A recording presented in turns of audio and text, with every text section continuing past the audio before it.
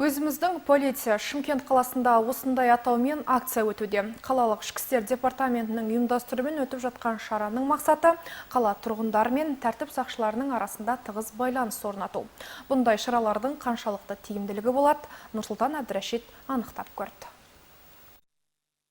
Шымкент қаласы полиция департаментінің ұйымдастыруымен өзіміздің полицей акциясы 2 айға жалғасқан болатын. Дәл қазір таңда біз Север мөлтек ауданындағы үйлердің бірінде тұрмыз. Дәл қазір біз қала тұрғындары өзінің учаскелік полицейін тани ма, танымай ма деген сұраққа жауап алатын боламыз. Сәлеметсіз бе? Біз оңтүстік телеарнасынан келіп тұр едік. Сізге бір-екі сұрағымыз бар еді.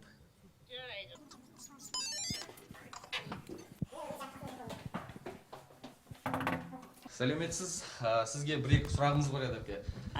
Аты жөніңізді және де өзіңіздің учаскелік полицейіңізді танисыз ба? Мен аты жөнім Күләш Қажыбекова Ысыбайқызымын. Бұл же 2 жыл болып тұрғаныма.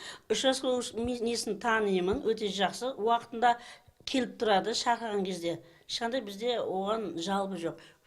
Оның алдында ақша болған, оның ақшасын бәрінде бізге нелерін таратқан. Халықпен тығыз қарым-қатынас жасау, ашық жұмыс істеу, көпшілікпен бірге орын алып жатқан құқық бұзушылықтың алдын алу. Бүгінгі учаскелік полицейге қойылатын басты міндет осы.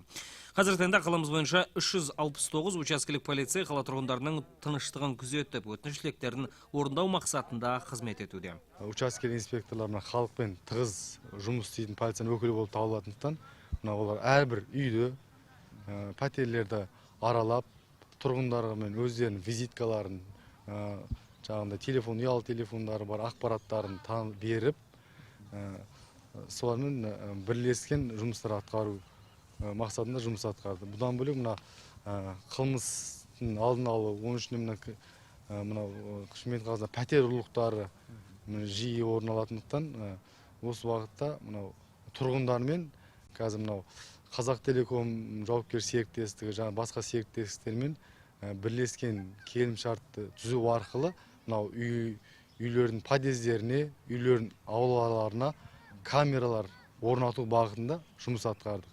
Жалпы Шымкент қаласы бойынша қазіргі таңда учаскелік полицейлердің атқарып жатқан жұмыстары орасан. Осы 2 айға жалғасқан акция барысында 182.257 пәтерлер мен жеке үйлер тексерілді. Сонымен қатар инспекторлар қала тұрғындарына 396.942 визитка, 321.450 жаднамалар үйлердің кіреберісі мен аулаларға жапсырылған. Айта кетейік, бұл жұмыстардың нәтижесі де жоқ емес. Қала тұрғындарының көмегімен 38 қылмыс ашылған. Оларға полиция департаменті 5 айлық есептік көрсеткіш мөлшерінде, яғни 25.250 теңгеден сыйақы берілген. Нұрсұлтан Әбдірашит, Талғат Елеубеков, Гүлмаржан Молдадос, жаңалықтар.